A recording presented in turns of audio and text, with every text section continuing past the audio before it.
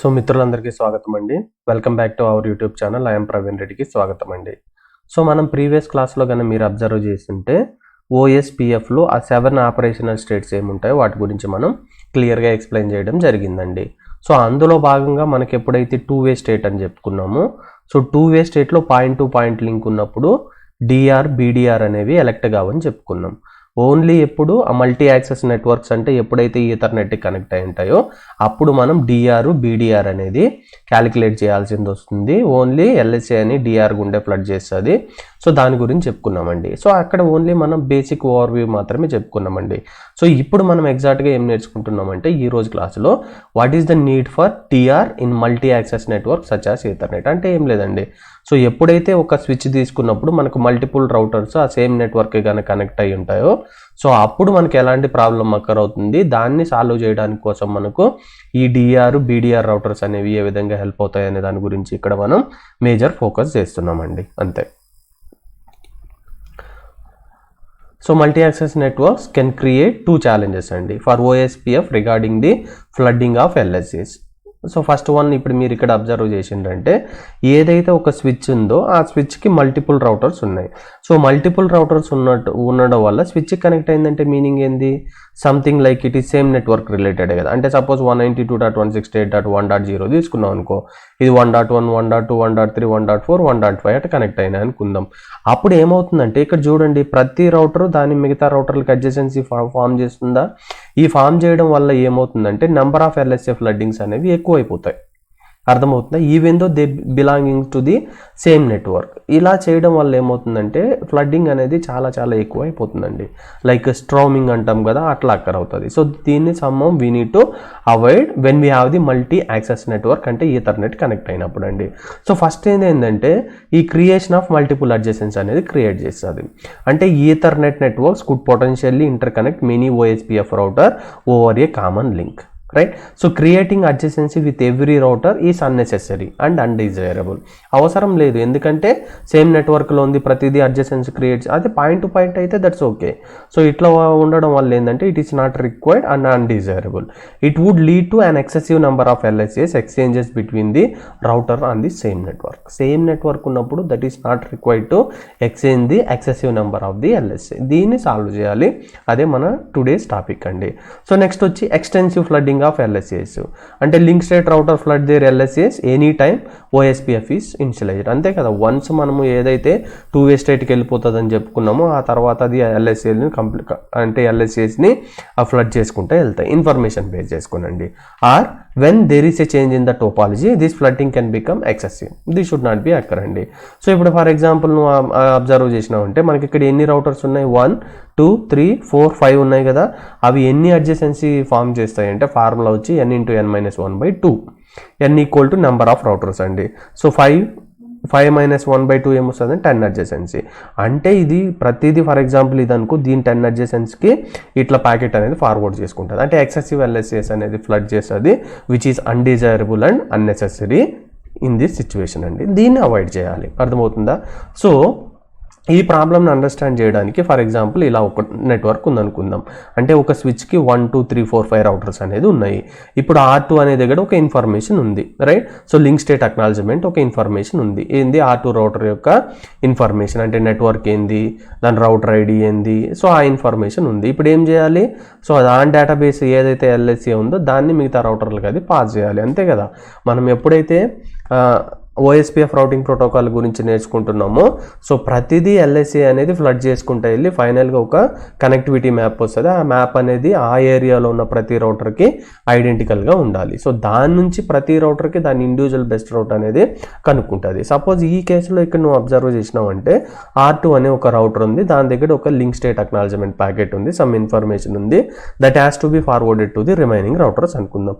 అప్పుడు ఏం చేస్తుంది, R2 అనేది LSAs ఇక్కడ నుంచి వచ్చి స్విచ్కి వెళ్ళి R3కి, R4కి, R5కి, R1కి అనేది ఫార్వర్డ్ చేసింది, రైట్. సో అంటే R2 LSAని ప్రతిదానికి ఫార్వర్డ్ చేసింది. ఇక్కడ వరకు ఫార్వర్డ్ చేస్తే ఓకే ఫైన్ అండి. కానీ ఇక్కడ ఏమవుతుంది, ఇంతకు ముందు చెప్పుకున్నట్టుగా ప్రాబ్లం ఏమవుతుందంటే ఇప్పుడు చూడండి, ఇప్పుడు మళ్ళీ R3 ఏం చేస్తుంది, ఈ R2కి, R1కి, R5కి LSA ఈ ఎల్ఎస్ఏని మళ్ళీ పంపిస్తుంది. అదేవిధంగా R1 ఏం చేస్తుంది, ఈ R2కి R3కి R4కి R5కి పంపిస్తుంది. మళ్ళీ R4 ఏం చేస్తుంది, R3కి R5కి R1కి R2కి పంపిస్తుంది. అంటే ప్రతిదీ దాని ఎల్ఎస్ఏని మిగతా 4 రౌటర్లకి పంపించుకుంటూ వెళ్తుంది. ఇక్కడ చూడండి మనకి ఏమవుతుందో, if every router in a multi-access network had to flood and acknowledge all received LSA to all other router on the same multi-access network, then network traffic అనేది it is something like heavy అండి. It is not undesirable and it is not required అండి. So ఇప్పుడు ఈ ప్రాబ్లమ్ని ఎట్లా నువ్వు solve చేస్తావంటే, అప్పుడు మనం ఏం చేస్తామంటే డిఆర్ పీడిఆర్ అనేది ఎలెక్ట్ చేసుకుంటాం.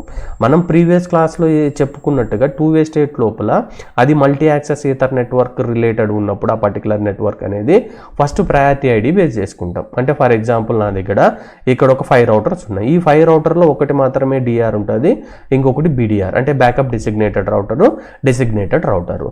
సో డిఆర్ బీడిఆర్ ఎట్లా క్యాలిక్యులేట్ చేస్తాం, ఫస్ట్ ప్రయారిటీ వచ్చి ప్రయారిటీ ఐడి ఉంటుంది ప్రతి రౌటర్కి. In case by default priority ID వచ్చి ప్రతి రౌటర్కి 1 ఉంటుంది. అంటే ఇప్పుడు అన్ని రౌటర్లకి ప్రయారిటీ ఐడి అనేది 1 ఉంది. అంటే ఇప్పుడు నువ్వు డిఆర్ బీడిఆర్కి ఎట్లా సెలెక్ట్ చేసుకోలేము, ఎందుకంటే సేమ్ ఐడి ఉంది. అప్పుడు మనకు రౌటర్ ఐడి అనేది ఒకటి ఇస్తాం కదా, యూనిక్ ఐడెంటిఫికేషన్ అనేది. ఆ సెకండ్ పాయింట్ ఏం తీసుకుంటాం అంటే, ఎప్పుడైతే ప్రయారిటీ ఐడి అనేది మ్యాచ్ అవుతుందో ఆల్ రౌటర్స్కి, సెకండ్ ప్రయారిటీ దేనికి ఇస్తామంటే మనము రౌటర్ ఐడికి. దేనికైతే హైయెస్ట్ రౌటర్ ఐడి ఉంటుందో అది మనం డిఆర్గా సెలెక్ట్ చేస్తాం. దాని నెక్స్ట్ బెస్ట్ వచ్చి బ్యాకప్ డిసిగ్నేటెడ్ రౌటర్గా తీసుకుంటాం. అర్థమవుతుందా? సపోజ్ ఫర్ ఎగ్జాంపుల్ ఈ 5 రౌటర్లో దీనికి హైయెస్ట్ రౌటర్ ఐడి ఉందనుకుందాం. ప్రయారిటీ ఐడి మ్యాచ్ అయిన తర్వాత ఇది డిఆర్ అయింది, దాని తర్వాత ఇది బీడిఆర్. ఈ బీడిఆర్ అనేది జనరల్గా ఎక్కడ యూజ్ అవుతుందంటే, ఇన్ కేస్ ఈ డిఆర్ రౌటర్ అనేది ఫెయిల్ అయింది అనుకోండి, ఇది బ్యాకప్ కదా, సో అప్పుడు ఇది మెయిన్ అవుతుంది. దాని పర్పస్ కోసం నువ్వు డిఆర్ ఒకటి బీడిఆర్ ఒకటి ఎలక్షన్ చేసుకుంటావు. ఓకే, ఇప్పుడు కంప్లీట్ అయింది. ఇంతకుముందు నేనేం చెప్పినా, ఈ రౌటర్ దగ్గర ఎల్ఎస్ఏ ఉందనుకుందాం, రైట్? ఫర్ ఎగ్జాంపుల్ ఈ రౌటర్ దగ్గర ఎల్ఎస్ఏ ఉంది.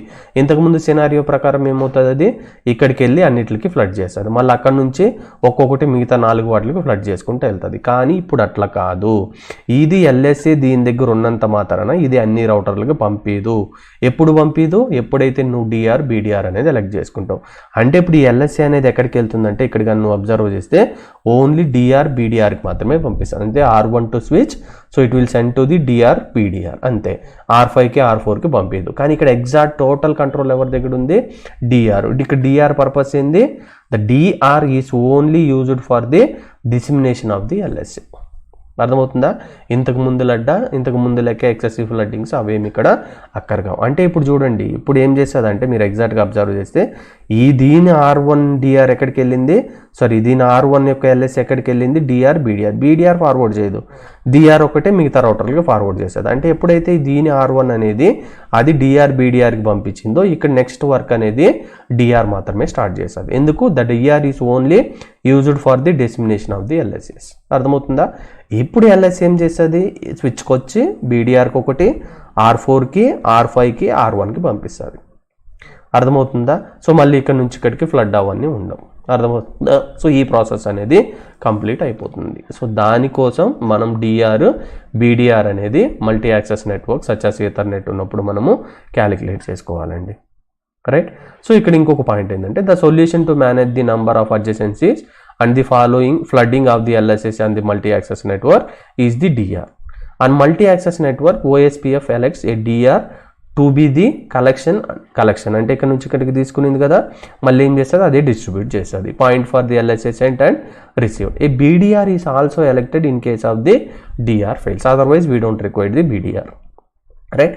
So all other routes become DR others. DR others అంటే మీనింగ్ ఏంది, DR other is a router that is neither the DR nor the BDR. DR కాదు BDR కాదు, వాటిని మనం ఏమంటామంటే డిఆర్ అదర్స్ అని అంటాం. అర్థమవుతుందా? దీని గురించి మనం డిస్కస్ చేసుకున్నాం. The router will still use the best next of router indicated in the routing table for the forwarding of all other packets. ఇది ప్యాకెట్ రిలేటెడ్ ఇన్ఫర్మేషన్ ఉన్నప్పుడు అదేం చేస్తుంది అంటే, మళ్ళీ ఇదే సేమ్ ప్రాసెస్ వాడదు. దానికి ఏది బెస్ట్ నెక్స్ట్ ఆఫ్ ఐడి అంటే దేని గుండా వెళ్తే దానికి బెస్ట్ పాత్ గుండా వెళ్తుందో, సో దానికి ప్యాకెట్ అనేది ఫార్వర్డ్ చేస్తుంది. ఈ ఒక పాయింట్ మీరు గుర్తుపెట్టుకోవాలండి. సో ఫ్రెండ్స్, మీకు వీడియో సీరియస్గానే నేర్చుకోవడానికి యూస్ఫుల్ అవుతుందని మీరు అనుకుంటే, సో దయచేసి లైక్ చేయండి, కామెంట్ చేయండి, పాసిబుల్ సబ్స్క్రైబ్ అవర్ ఛానల్. ఎవరికైనా రిక్వైర్మెంట్ ఉంది, నెట్వర్కింగ్ నేర్చుకుందాం అనుకుంటున్నారు ప్రాక్టికల్గా విత్ కంప్లీట్ సపోర్ట్తో అనుకున్నప్పుడు జస్ట్ వాళ్ళకి కూడా ఫార్వర్డ్ చేయండి, మేబీ వాళ్ళకి హెల్ప్ అవ్వచ్చు అండి.